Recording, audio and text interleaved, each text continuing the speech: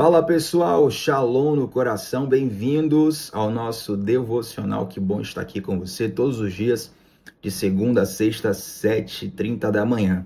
E hoje eu quero compartilhar com vocês uma palavra que está em Apocalipse, capítulo 3, versículo 20. Abre a sua Bíblia aí rapidamente, Apocalipse, capítulo 3, versículo 20. Enquanto você abre a sua Bíblia, eu também te convido a deixar um like nesse vídeo. Você já sabe que o seu like é muito importante para que outras pessoas também sejam alcançadas por esse conteúdo que nós colocamos aqui diariamente. Tem muita gente chegando nos últimos dias e eu quero te relembrar que todos os nossos devocionais, segunda a sexta, 7h30 da manhã, estão salvos aqui no canal.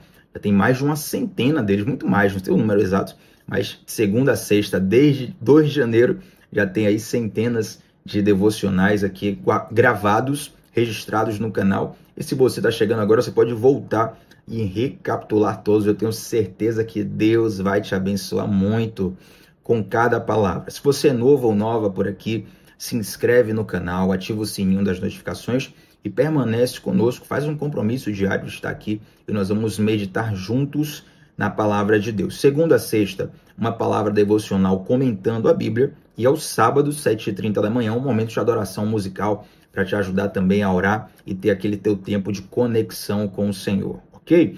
Apocalipse, capítulo 3, versículo 20. Olha o que está escrito, gente. Eis que estou à porta e bato. Se alguém ouvir a minha voz e abrir a porta, entrarei em sua casa e cearei com ele, e ele comigo. Eis que estou à porta e bato. Se alguém ouvir a minha voz e abrir a porta, entrarei em sua casa e cearei com ele e ele comigo. Preste bastante atenção, porque o nosso devocional vai ser rápido, mas eu tenho certeza que essa palavra vai ser certeira para o seu coração. Gente, esse é um dos versículos mais falados da Bíblia. Talvez você nem sabia onde estava escrito, mas em algum momento você já viu alguém falando: olha, Jesus está dizendo, eis que estou à porta e bato. Esse versículo muitas vezes é lembrado no momento onde um pregador, uma pregadora está fazendo um apelo para que alguém aceite a Jesus. Quer fazer uma aliança com Jesus, quer aceitar Jesus? Jesus está na porta do seu coração batendo. Mas é interessante que este verso, ele está registrado num trecho de Apocalipse, que é um conjunto de cartas para 7 igrejas da Ásia. São 7 cartas para 7 igrejas, uma carta para cada igreja ali da região da Ásia. Então, nos capítulos 2 e 3, essas cartas estão registradas. Se era uma carta para uma igreja, compreende-se que era uma frase para pessoas que já tinham uma aliança com Jesus. Entende? Eu não quero aqui de modo nenhum afirmar que quem utiliza esse versículo para, por exemplo, fazer um apelo está errando. Não, de fato, ali é uma figura de linguagem. Olha, Jesus está te convidando para entrar no reino dele. Porém, se você vai aqui na essência do texto, no que o escritor quis dizer no momento original, essa palavra é uma palavra escrita para crente, escrita para pessoas que já reconhecem Jesus como seu Senhor e Salvador. E aí nós então fazemos a seguinte pergunta: por que Jesus, que já é nosso Senhor e nosso Salvador, está na nossa porta batendo? Veja só, aqui é a palavra que entrou no meu coração e também vai entrar no seu coração.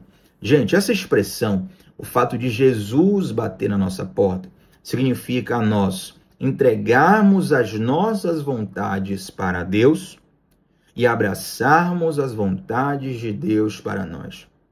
Você precisa entregar as suas vontades para Deus e abraçar as vontades de Deus para você. Eu vou até anotar isso aqui, que eu não sou bom de memória. Não estou tão bom de memória, eu preciso mergulhar depois nisso aqui. Precisamos entregar as nossas vontades a Deus, quem sabe faz ao vivo, e abraçar a vontade de Deus para nós. Eu só tenho aqui um celular para poder fazer o devocional, mas o meu desejo é um dia que eu tivesse, que eu vou ter um dia uma segunda câmera para poder fazer que nem o Douglas do Desascope, né? Ele vai ali fazendo o devocional e vai rabiscando a Bíblia ali, registrando. e vai filmando. Aquilo é até pedagógico para aprender a palavra de Deus e para entender o que está sendo comunicado. Então precisamos entregar as nossas vontades e abraçar a vontade de Deus. Observe, se alguém ouvir a minha voz e abrir a porta, são 2 passos. Primeiro, ouvir a voz. Segundo, abrir a porta. Por quê, gente? Muitos de nós, eu vou até arriscar aqui, tá? Vou até arriscar. Todos nós ouvimos a voz de Deus. Todos. Tiago, até aquela pessoa que não vai na igreja, que não lê a Bíblia, que nem gosta de Deus, pessoa que é ateu, nem acredita em Deus, todos nós ouvimos a voz de Deus. A diferença é que uns dizem não, uns rejeitam o chamado e outros dizem sim. Então, a minha pergunta para você aqui não é se você faz parte de uma igreja, não é se você faz parte de uma religião. A pergunta é se você tem dito sim para o chamado de Deus na sua vida. Mais uma vez, eu reitero, esse versículo, gente, essa palavra, ela não foi escrita originariamente para descrentes. É para pessoas que têm a pessoa de Jesus como Senhor e como Salvador. Já tem fé em Deus, já crê em Deus, já quer caminhar com Deus. E para essas pessoas, Deus continua batendo na porta. E as pessoas que ouvem a voz de Deus e dizem sim, somente as que dizem sim, é que aí Deus entra na casa, ceia com ele e ele comigo. A expressão ceiar, essa ceia aqui diz respeito à comida, tá? Por exemplo, a ceia da noite, a ceia de Natal, né, diz respeito à comida. E comida, gente, na cultura judaica, o sentar para comer junto era muito mais profundo do que os dias de hoje. Hoje você senta para comer junto com a sua família ali, às vezes é o tempo que todo mundo tem para comer junto, ou então você se alimenta com os colegas de trabalho ali no momento local específico da empresa, você sai ali para comer rapidinho num lugar específico, que é o horário que tem, então senta todo mundo junto ali, come rapidinho e já volta para o expediente. Só que na cultura judaica, sentar para comer juntos, sentar à mesa para fazer uma refeição juntos, diz respeito a formar uma aliança. Era algo muito mais profundo do que isso. Se você prestar bastante atenção, lá nos evangelhos, Jesus, ele é acusado de comer com os publicanos e pecadores. Imagine aí que você, de repente, tirassem uma foto sua, onde você está no mesmo restaurante de um bandido muito conhecido, muito perigoso. E as pessoas tiram foto e falam, fulano de tal estava comendo com um traficante fulano de tal, com um bandido fulano de tal, uma pessoa que tem uma imagem negativa na sociedade, entende?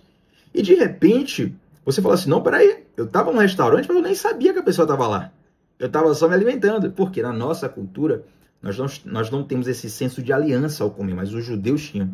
Então, quando você vai ler no contexto de quem escreveu, na simbologia de quem escreveu, gente, Deus está dizendo o seguinte para você. Mastigar aqui para você receber essa palavra, na verdade, receber esse convite do Senhor. Deus está te convidando para que você viva os planos dele. E quando você não apenas ouve, mas você responde, você traz uma resposta, você tem uma reação positiva a esse chamado de Deus, o Senhor faz uma aliança contigo. Uma coisa é a sua vontade, os seus sonhos, os seus planos. Outra coisa é a vontade de Deus, os sonhos de Deus, os planos de Deus. E muitas vezes, os planos de Deus, eles chocam com os nossos. A gente tem o nosso roteiro, Deus tem os dele. A gente tem os nossos sonhos, Deus tem os dele. Muitas vezes, até eu reconheço, o próprio Deus, ele coloca em nós alguns indicativos dos caminhos que iremos seguir. Só que a rota mental que a gente traça é muito diferente. A gente pensa, vai acontecer assim, assim, assim. Na nossa vida acontecer tudo diferente. Agradeça por isso, porque os planos de Deus são melhores. Agora, a grande pergunta é, será que nós temos aberto a porta do nosso coração para os planos de Deus, para o chamado de Deus, para a vontade de Deus? Normalmente, os nossos devocionais, eles terminam com uma direção. Procuro sempre ser claro e objetivo e dizer assim, faça isso, haja assim, vá nessa direção aqui que Deus vai te abençoar. Porém, hoje, eu quero terminar com uma pergunta, porque o Senhor está à porta do nosso coração batendo. Será que nós temos escutado a voz de Deus e temos tido uma reação a essa voz de Deus? Qual a resposta que você tem dado ao chamado do Senhor? E reitero, esse não é um convite para você reconhecer Jesus como Deus da sua vida. Essa palavra já foi escrita para pessoas que já reconheciam. Mas esse é um convite para você entregar os seus planos, entregar as suas vontades, entregar os seus sonhos para mergulhar na vontade de Deus. Quem sabe hoje esse convite ele te soe como algo assim: olha, Tiago, será que então eu tenho que abrir mão do prazer da vida para viver uma vida maçante, uma vida que eu não gostaria de ter só para provar que eu amo a Deus? Não é isso. Na verdade, você precisa entender e confiar que a maior delícia da vida é viver a vontade de Deus, gente. Você olha, por exemplo, a história do apóstolo Paulo no Novo Testamento. O apóstolo Paulo escreve 14 cartas, né? 13 cartas, perdão. É a pessoa que escreve a maior quantidade de livros da Bíblia. Eu falo 13/14 porque a carta aos Hebreus não se sabe com exatidão quem escreveu. Alguns teólogos vão se inclinar à autoria de Paulo, outros se inclinam a um outro autor. Mas 13 ou 14, no mínimo 13 livros. Interessante que Paulo ele teve uma vida com Deus assim, com muita perseguição diante dos homens. Paulo sofreu naufrágios, Paulo foi açoitado, foi apedrejado, foi preso várias vezes. Sofreu muita perseguição. Só que ele, em determinado momento da escrita dele, ele fala que considera tudo perda diante da glória, diante daquilo que ele ganhou em Deus. Entende? Cara, com a vida completamente sofrida. Gente, não é que Paulo não tinha nada e ele ganhou um lugar ao sol com Jesus. Paulo, ele era muito bem reconhecido em Israel. Ele era o aluno mais proeminente, do mestre mais proeminente de Israel naquele momento. Ele aprendeu aos pés de Gamaliel, era um judeu de excelência, do mais alto gabarito. Inclusive, Paulo tinha a recomendação oficial do governo para perseguir os cristãos. Uma dessas perseguições, ele se converte, a história dele é linda. E ele abre mão de todo esse prestígio social para ser profundamente perseguido. E ainda assim ele escreve: olha, eu considero tudo perda, o que eu ganhei foi muito mais. Entende? Então, quando Deus te chama para viver a vontade dele, meu querido, tenha confiança absoluta que não vai ser uma vida amassante, uma vida sem graça. Aí eu abro mão das delícias aqui, porque eu vou sofrer aqui só para provar que eu amo a Deus. Não. O sofrer com Cristo, as dificuldades. Meu irmão, deixa eu dizer uma coisa. Quando você está no caminho certo, qualquer sofrimento vale a pena. Quando você está no caminho certo, qualquer sofrimento vale a pena. Sabe qual é o desespero da vida? É quando você percebe que o teu sofrimento não tem sentido. O preço está sendo mais alto que a recompensa. Aí a vontade que dá é de pôr um ponto final na sua história, se é que você me entende. Você tem visto tantas pessoas, infelizmente, né, nessa situação tão delicada. Mas com Deus, a primeira coisa que você recebe é sentido para o sofrimento, sentido para a vida. Você recebe um propósito. Então, quando você calcula o que você está sofrendo, o que você está perdendo e o que você está ganhando, meu irmão, muito mais. Você ganha muito mais em Deus. Então, talvez você fale assim: mas Tiago, eu tenho um grande sonho, um grande plano, uma grande vontade. Gente, entregue os teus sonhos aos pés do Senhor. Ele está à sua porta, ele está batendo. Se você não só ouvir, mas ouvir e abrir a porta, então Deus entrará em sua casa e ceará com você, ou seja, ele fará uma aliança com você. Ele vai compartilhar os planos dele com você. E eu desejo, em nome de Jesus, que você dê uma resposta positiva ao chamado que Deus tem colocado no seu coração. Não sei com quem eu estou falando aqui, mas eu sinto que essa palavra está entrando no coração de algumas pessoas e Deus está falando de maneira clara. E eu oro para que você dê continuidade a esse chamado de Deus, respondendo, dizendo sim, avançando no Senhor. E você vai ter agora, você vai então entrar numa dimensão de propósito, num senso de direção, num senso de realização, como nunca antes você entrou na sua vida. Amém? Vamos orar juntos? Senhor, muito obrigado, Pai, por essa palavra, muito obrigado pela tua direção, pelo teu favor, pelo teu amor por nós. Eu quero te pedir que todos os que estão me ouvindo aqui nesse momento, todos os que estão orando comigo, se, meu Deus, essa pessoa precisa de coragem para dizer sim para ti, enche de coragem. Essa pessoa precisa de forças, enche de forças. Se ela precisa de atitude, enche de atitude, Pai. Mas não nos permita, Senhor Deus, deixar a porta fechada do nosso coração para o teu chamado. Meu Deus, nos ajuda, Pai, a respondermos da maneira certa, da maneira correta, ao chamado que o Senhor tem para nós. Eu quero te glorificar e te agradecer por todos que aqui estão. Em nome de Jesus. Amém. Gente, like no vídeo, você sabe, o seu like ajuda muito para que essa transmissão se espalhe ainda mais. Se inscreve no canal e não sai daqui sem antes deixar um comentário de como Deus falou ao seu coração através dessa mensagem. Eu quero muito ouvir o teu feedback, vou responder os teus comentários e quero saber como o Senhor cravou essa palavra no seu coração, tá bom? Tamo junto sempre, segunda a sexta, 7h30 da manhã, aqui com a palavra Meditando das Escrituras, e todo sábado, também às 7h30, nós soltamos um momento de ministração musical para você cantar junto, orar e desfrutar de um tempo com Deus também aos sábados. Deus abençoe, gente. Até a próxima. Shalom no coração. Tchau, tchau.